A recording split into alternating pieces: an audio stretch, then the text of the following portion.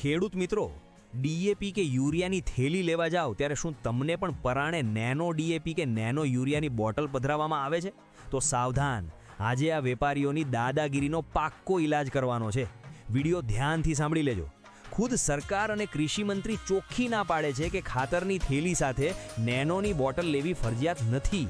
તો પછી આ મંડળીઓ અને વેપારીઓ કયા કાયદાથી ખેડૂતોને લૂંટી રહ્યા છે? એટલે ભાઈબા ડીએપી લેવું હોય તો બોટલ લેવી જ પડે એવો કાયદો ક્યાં ચોપડે લખ્યો છે? હવે કાન ખોલીને સાંભળી લેજો.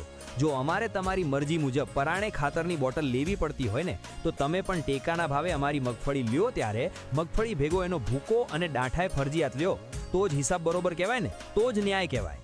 જાગો ખેડૂતો, જાગો. ખાતર લેવા જાઓ ને પરાણે બોટલ પધરાવે તો સીધી ના પાડી દેજો, અને ન માને તો ખેતીવાડી અધિકારીને ફરિયાદ કરજો. જો મારું આ દેશી ગણિત સાચું લાગ્યું હોય તો કોમેન્ટમાં સાચી વાત લખજો, અને આ વિડીયો એટલો શેર કરો કે ગાંધીનગર સુધી ખેડૂતનો અવાજ પહોંચવો જોઈએ.